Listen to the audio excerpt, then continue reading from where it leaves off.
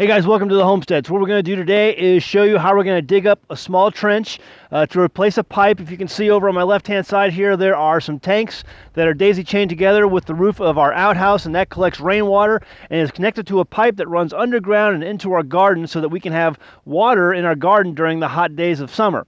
Well, last summer we noticed that one of the spots where the pipe runs was getting really wet and it wasn't going away, and so we believed that there was a water crack or a crack in that pipe that was letting water to seep out into the ground, and so we have to dig that up and replace it and find out why it broke. It didn't freeze. It happened during the summer, but obviously we did not pack that well enough, and maybe a vehicle rolled over it and settled the ground and broke that pipe. And so it was buried, I think, about 2 feet deep or more.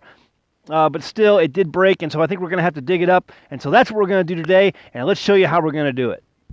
Okay, so what we have here, some of you might be familiar with, but first off, this is a military issue, GI, government issue e-tool, or sometimes called an entrenching tool. This is what I carried for a number of years when I was in the military, and I spent one enlistment in the military, and this is what I carried right here, this entrenching tool. This is the exact same one, in fact. And so it's pretty rugged, you know, and comes apart like this, and then unfolds. And let me show you here. Well, wait a minute. There we go. And folds like that. And you just tighten it with this. And it's ready to go. You can dig with that. And infantry soldiers carry that tool as part of their issue in their rucksacks. I don't know about today if they still carry something like this or not. But this is the one I carried when I was in the military about 20 years ago. Now, I was contacted by a company, and they're called survivalhacks.com, and they sent me this. They wanted to send me a shovel, and they sent me 2 of them because we're going to give one of them away to our audience. But this tool, they say, is also an entrenching tool, a survival shovel. It says folding shovel with pickaxe, saw, and fire starter. I thought that was really interesting. But see, this is the standard. I mean, this thing is solid. It's rugged. This will survive battle. In fact, they even train you in infantry school on how to do hand-to-hand combat with this entrenching tool if it came to a point where you ran out of ammunition, you're fighting for your life, and so you pull out your entrenching tool and you do battle, hand-to-hand combat with an entrenching tool. Can this do the same?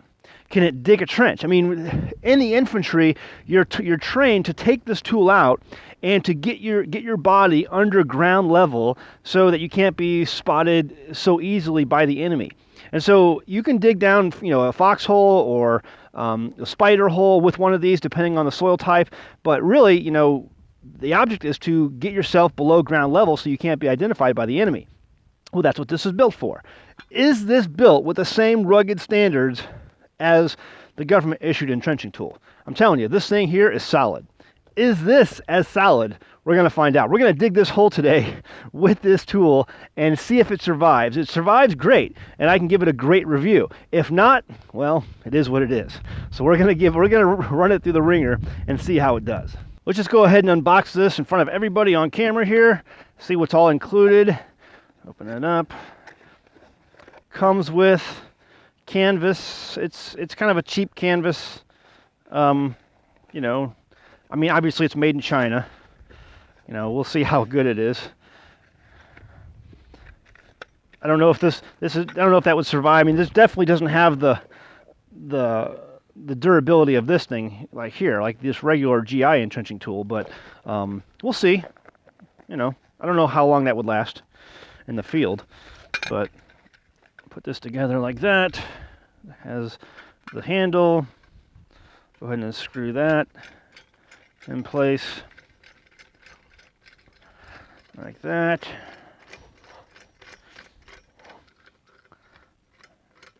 All right, and then this thing here obviously tightens just like the other one, and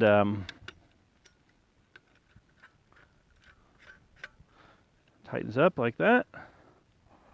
Okay, and you're ready to go. I mean, it seems pretty solid. I mean, there's a little bit of give in there, but once you tighten it up, I think you're okay. But yeah, it seems pretty solid. You know, will that do battle for an infantry soldier? I don't know, but we're gonna give it a go.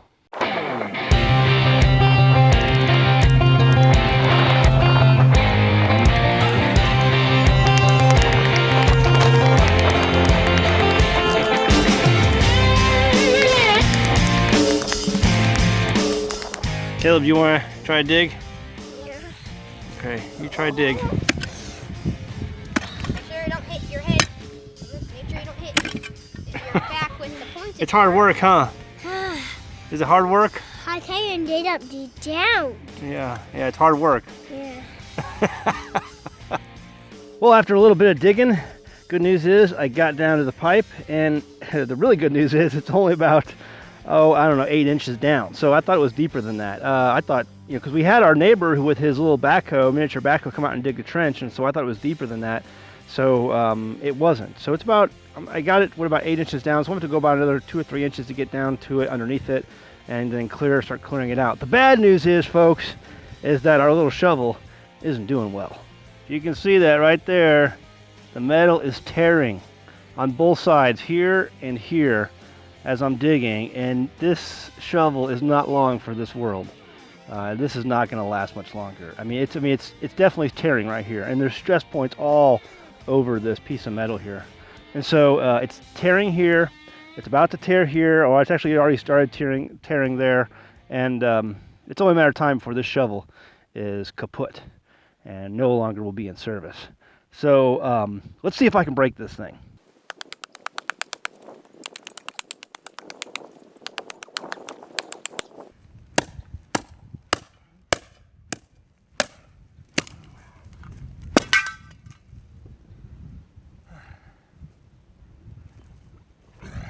Well, there you go, folks. It ripped off, and just did not survive the day.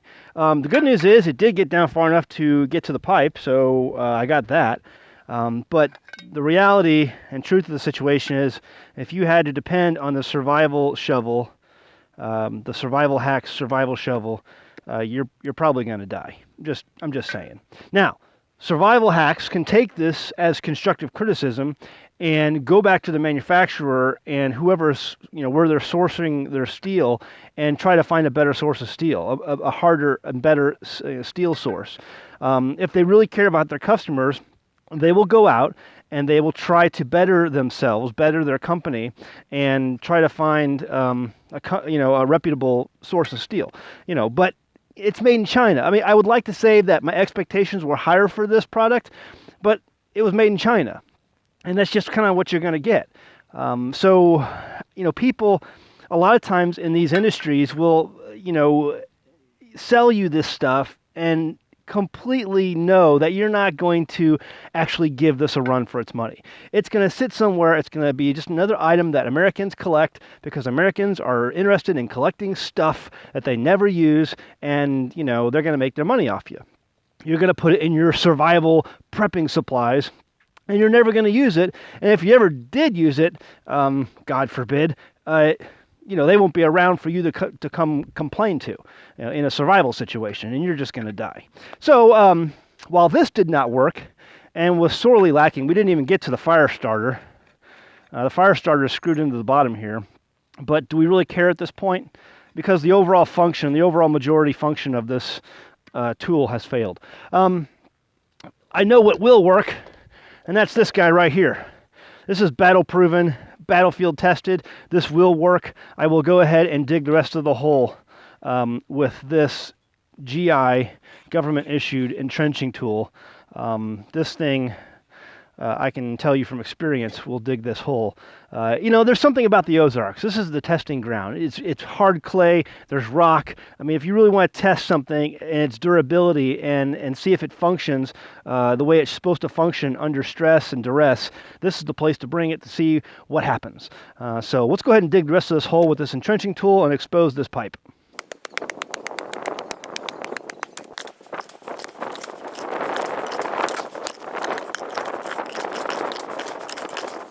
Well, we got the hole dug, and it's just a matter of turning the water on now and seeing where the leak is. But the survival shovel just did not pan out the way we thought it was going to pan out. So it is what it is. But, there's one way to test something is to use it. And we tested it, and it failed. So I'm going to give you an honest review. There's one way to get an honest review is send your equipment out here and let us give it a whirl at it and see how it turns out. Sometimes it's good, sometimes it's not. The rest of the hole was dug completely with the old government-issued e-tool, infantry and trenching tool, and it worked great. Did the whole thing with that. But we got to give one away. Why would I give one away if it doesn't work? I'm going to give it away to a viewer. You guys can send in your emails to us or your name to us by going to our website at AmericanHomestead.com and putting giveaway, all one word, in the subject line, and you'll be forever entered into our giveaways. I'm going to give this one away to Jacob Reed, and I would suggest Jacob Reed. It's a great, kids tool, if a kid wants to play with it. Is it a survival shovel? I wouldn't say that. If your survival depended on this shovel, you're probably going to die. That's just the way it's going to be. So, again, Survival Hacks can take the review and try to make a better product with it and see what they can do about sourcing some better steel to make a better product for their customers. But as it stands now, I wouldn't recommend the Survival Hacks survival shovel to anybody who is going to, put their life's trusting or put their life, in the hands of the shovel. It's just not made well. So. All right, there you go. Jacob Reed, you're the new winner of the Survival Hack Survival Shovel. I'll get that in the mail to you. I sent you an email about it, and so hopefully I'll hear back from you, and I'll get that in the mail to you. So, all right, there you go. You get a full, real, reality check when you send stuff to us, and we're going to put it through the ringer here. So, it is what it is. All right, guys, we'll see you next time on An American Homestead. Thanks for watching. If you enjoyed this video, please click the thumbs up button below the video. It really means a lot to us. And be sure to subscribe if you haven't already. Now you can support An American Homestead by becoming a patron. Visit patreon.com/AnAmericanHomestead to see all the benefits of becoming a patron of our channel.